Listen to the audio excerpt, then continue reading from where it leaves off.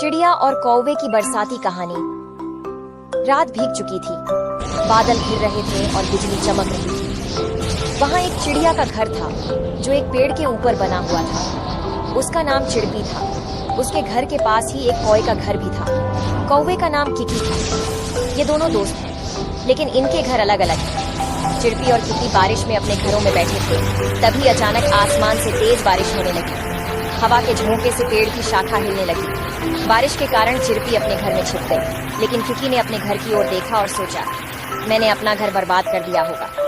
Kiki ने अपने घर को मजबूत करने के लिए काम शुरू किया। भारी बारिश में भी उन्होंने हिम्मत नहीं हारी। उन्होंने अपने दोस्तों की मदद से अपना घर मजबूत किया। चिड़पी भी उनके साथ थे और उन्हें प्रेरित कर रहे थे। जब बारिश रुकी तो उनके घर में बहुत शोर हुआ, लेकिन कुछ अजीब हुआ। चिड़प्पी के घर के पास एक अजीब पत्थर था जिसमें एक रहस्य छिपा था। किकी उस पत्थर को देखकर आश्चर्यचकित रह गई। उसने सोचा, इस पत्थर में क्या रहस्य है। दोनों मित्रों ने मिलकर पत्थर खोला तो एक पत्र निकला। लिखा था, जो कोई भी इस पत्थर को चाहेगा उसे आश्चर्य होगा। किकी ने सोचा, क्या यह सच है। उसने पत्थर को छुआ और एक आश्चर्य हुआ। उसके पास एक छोटा सा मोती दिखाई दिया। दोनों दोस्त आश्चर्यचकित थे, लेकिन खुश भी। वह मेरा मोती अपने साथ ले गया और सुखपूर्वक रात बिताई।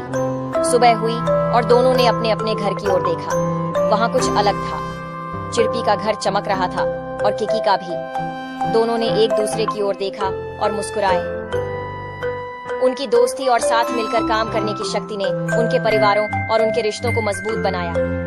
इस कहानी से हमें यह सीख मिलती है कि दोस्ती और साथ मिलकर काम करने से हम सभी कठिनाइयों को दूर कर सकते हैं।